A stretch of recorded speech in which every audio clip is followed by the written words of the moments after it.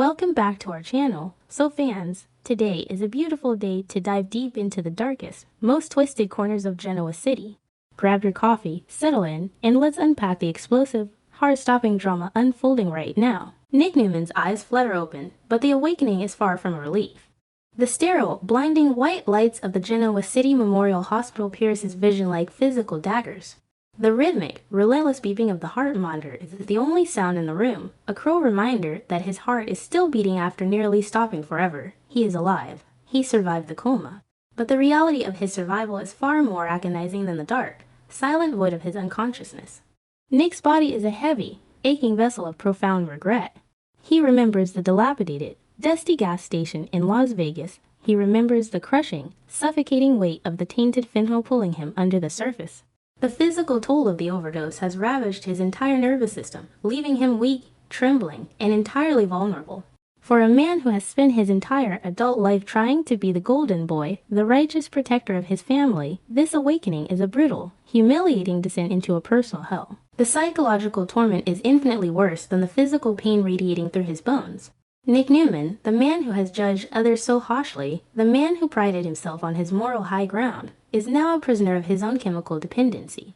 He lies in the hospital bed, staring blankly at the ceiling, feeling the suffocating, toxic grip of shame. He knows exactly what he did. He knows he deliberately stole those packets from Matt Clark's hidden stash. He knows he willingly ingested the poison that nearly stopped his heart and left his family in a state of absolute terror. The realization that he has become the very thing he despises, an addict, completely out of control, risking his life, and the lives of those he loves, is a crushing blow to his psyche. The famous Newman pride is shattered into a million irreparable pieces. He is no longer the invincible son of Victor Newman.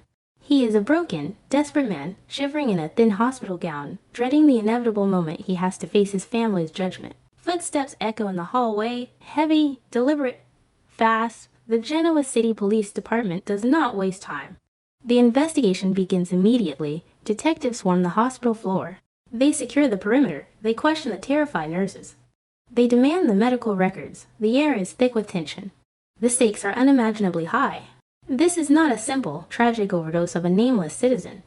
This is a high-profile, explosive crime involving the heir to the most powerful family in town. The police are absolutely relentless. They comb through every single detail of Nick's chaotic arrival at the emergency room. They document his fluctuating vital signs. They secure his discarded clothing. They treat his hospital room not as a place of healing, but as an active, volatile crime scene. The urgency is palpable. Every second counts. The law is closing in. The toxicology report comes back from the lab, and the results are undeniable, printed in stark black and white. Fentanyl. A massive, highly lethal dose of tainted fentanyl coursing through Nick Newman's veins. The clinical confirmation of his severe addiction is a damning piece of evidence that cannot be erased by Newman money or influence. The police now have undeniable scientific proof of illegal narcotic use. But the investigation does not stop there. They need the source. They need the physical evidence to build an airtight case. The detectives methodically, ruthlessly search Nick's personal belongings. They empty his pockets. They examine his travel bag. They are looking for the smoking gun that will seal his fate.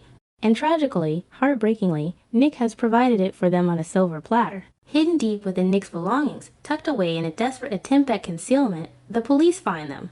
The small, innocuous-looking packets. The stash he so desperately stole from Matt Clark's hideout in the Dan Sahara Desert. The very poison that almost killed him is now the primary instrument of his legal destruction. The detectives carefully bag the evidence, their expressions grim. The chain of custody is officially established. The reality of the situation crashes down with the force of a freight train. Nick Newman is not just a tragic victim of a tainted batch of drugs. He is in possession of illegal, highly dangerous narcotics. And this is the moment I almost screamed at the screen. How could Nick be so incredibly careless? How could he keep the damning evidence on him? The sheer, blinding desperation of his addiction has overridden all logic, reason, and self-preservation. He has handed the police everything they need to completely destroy his life. The hammer finally falls. The police enter Nick's hospital room, their faces devoid of sympathy. They read him his Miranda rights. The words echo in the sterile room, cold, sharp, and unforgiving. Nick Newman is officially charged with the illegal possession and use of a controlled substance. The severity of the charges is absolutely staggering. This is a felony.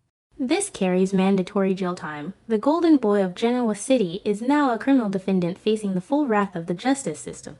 His pristine reputation, his business career, his future as a father, all of it is hanging by a frayed thread. The impending mugshot, the fingerprinting, the public humiliation in the press.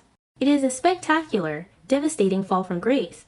Nick listens to the charges and stand, paralyzed silence, the horrific reality of his nightmare finally taking hold of his soul. The news hits the Newman ranch like a catastrophic seismic shockwave. Victor and Victoria Newman are utterly paralyzed by the devastating revelation. Victor, the ruthless, uncheckable patriarch, who has controlled Genoa City for decades, is visibly shaken to his core. His son, his flesh and blood, is facing a prison sentence. The initial shock quickly morphs into a terrifying, volcanic fury that threatens to consume everything in its path. Victor Newman does not beg. Victor Newman goes to war. He immediately summons his army of high-powered lawyers. He demands the best, most aggressive defense team money can buy. He vows to crush the district attorney. He vows to bury the evidence under a mountain of legal injunctions. He vows to protect his son at all costs, regardless of the law. But deep down, beneath the bluster and the terrifying threats, Victor is profoundly terrified. He remembers Nikki's agonizing, decades-long battle with alcoholism. He recognizes the relentless demon of addiction, and he knows that all his billions of dollars and limitless power cannot cure the sickness rotting in Nick's soul. Victoria is equally devastated, her corporate armor cracking under the immense weight of the family tragedy. She has spent her entire life competing with Nick, fighting tooth and nail for their father's approval, but the bond of blood is unbreakable in times of crisis. Seeing her brother reduced to a criminal defendant, fighting for his life and his freedom, shatters her icy exterior. She immediately begins working the PR angle, desperately trying to contain the explosive scandal before it hits the tabloids. She knows that if the media gets hold of the fentanyl possession charges, Newman Enterprises will suffer a catastrophic financial blow. The family aggressively closes ranks. They build an impenetrable fortress around Nick, but they are fighting a brutal war on two distinct fronts: the legal battle against the GCPD and the terrifying internal battle against Nick's relentless, unyielding addiction. While the Newmans scramble to save Nick from a prison cell, the true architect of this nightmare lurks safely in the shadows: Matt Clark. The monster who has terrorized Sharon and Nick for decades is playing a brilliant, sick, twisted game of psychological chess. To the police, he feigns complete, baffled innocence. He uses his supposed amnesia as an impenetrable shield against any accusations. He looks the detectives in the eye and claims he knows absolutely nothing about the drugs, nothing about the overdose, and certainly nothing about the packets found in Nick's possession. He plays the confused, innocent victim perfectly, leaving the police with no evidence to tie him to the crime. But behind closed doors, Matt is gloating. He is reveling in the absolute, spectacular destruction of his greatest enemy. Matt Clark's manipulation of the situation is nothing short of masterful. He knows exactly what he is doing. He intentionally planted that tainted batch of fentanyl, knowing Nick's weakness. He wanted Nick to suffer, he wanted Nick to overdose and face the terrifying brink of death. And now, he gets to sit back and watch the mighty Newman family tear itself apart trying to save a broken, criminal addict. Matt's sadistic joy is palpable in every smirk and every calculated lie. He has managed to turn Nick into a felon, destroying his reputation and his freedom without ever lifting a finger or leaving a trace of his involvement. It is the ultimate, flawless revenge. Matt Clark is a ghost, pulling the strings from the darkness, smiling as the Newman empire crumbles under the heavy weight of a fentanyl scandal. The sheer injustice of it all is infuriating. Matt is walking free, while Nick is facing the cold steel of a prison cell. Back in the hospital, the looming legal threats pale in comparison to the immediate, excruciating physical agony ravaging Nick's body. The fentanyl is rapidly leaving his system. The withdrawal is beginning. It is brutal. It is violent. It is an all-consuming fire burning in his veins. Nick is sweating profusely, his hospital gown clinging to his shivering frame. His muscles cramp and spasm uncontrollably. His bones ache with a deep, agonizing, unnatural cold. The monitors beep erratically as his heart rate spikes in panic. The physical, desperate need for the drug overrides every single rational thought in his brain. He doesn't care about the police standing outside his door. He doesn't care about Victor's expensive lawyers. He doesn't care about the impending felony charges that will ruin his life. He only cares about one thing: getting high, stopping the pain. The addiction is no longer a hidden secret. It is a living, breathing monster tearing him apart from the inside out. The craving is a deafening, relentless roar in his mind, drowning out all logic and love. Nick realizes he cannot stay in this hospital bed. He cannot endure this agony for another second. He needs a fix, and he needs it now. The hospital staff has strictly cut him off from all narcotics. His family is watching him like a hawk, hovering over his bed with worried eyes. But the addict's brain is cunning, it is resourceful. It is singularly focused on survival through intoxication. Nick waits for the perfect, fleeting moment. He watches the nurses' rotations with predatory focus. He waits for Victor and Victoria to step out into the hallway to handle the aggressive lotters. The room is quiet. The opportunity presents itself. Nick Newman makes a devastating decision that will seal his doom. He is going to run. He rips the floor from his arm. Blood drips. He ignores it. He strips off the hospital gown. He pulls on his civilian clothes with trembling, frantic hands. His breath is ragged. His vision blurs. But he pushes through. He checks the hallway, clear. He slips out of the room. He avoids the main elevators. He takes the service stairs. Every step is agony. Every shadow is a threat. He sneaks past the security desk. He bursts through the emergency exit. The cold air of Genoa City hits his face. He is free, but he is a fugitive. A fugitive from the law, from his family, and from his own sanity. Nick stumbles through the dark, unforgiving streets of Genoa City. This is a side of the city the billionaire Newman heir has never seen. The glamorous galas and sterile corporate boardrooms are a million miles away. He is in the dangerous underbelly now. The sheer desperation drives him forward, pushing his weakened body beyond its limits. He asks questions in hushed, frantic tones. He follows the whispers of the street. He is a man possessed by a chemical demon. The craving is a physical entity, clawing at his throat, demanding to be fed at any cost. He doesn't care about the immense danger. He doesn't care that he is a highly recognizable public figure facing felony charges. He only cares about finding the fentanyl. Finally, in a dark, secluded, trash-filled alleyway, he finds exactly what he is looking for. A street-level drug dealer. The interaction is brief, pathetic, and utterly, heartbreakingly tragic.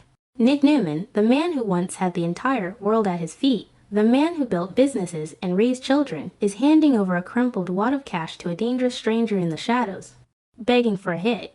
The transaction is complete. Nick holds the small, deadly packet in his trembling hand. It is his salvation. It is his executioner. This singular moment proves beyond a shadow of a doubt that the addiction has completely, totally conquered him. The near-death coma didn't stop him. The devastating police charges didn't stop him. The unconditional love of his family didn't stop him. The fentanyl is his master now. As Nick prepares to use the drug, standing alone in the filth of an alleyway, the staggering magnitude of his fall from grace is fully realized. He has sacrificed absolutely everything. His dignity, his freedom, his family's trust, his very soul. He is no longer fighting Matt Clark. He is fighting a brutal war against his own brain chemistry, and he is losing catastrophically. The GCPD is undoubtedly launching a massive, citywide manhunt for him right now. Victor Newman is likely tearing the city apart, utilizing every resource to find his missing son. But Nick is lost in the darkness, a willing slave to the powder in his hand. The tragedy of Nick Newman is no longer just a corporate scandal or a legal crisis. It is a human catastrophe of epic, devastating proportions. The collision course is set, and the impact will be catastrophic. Nick is a wanted man, a fugitive addict wandering the dangerous streets with a fresh supply of lethal narcotics.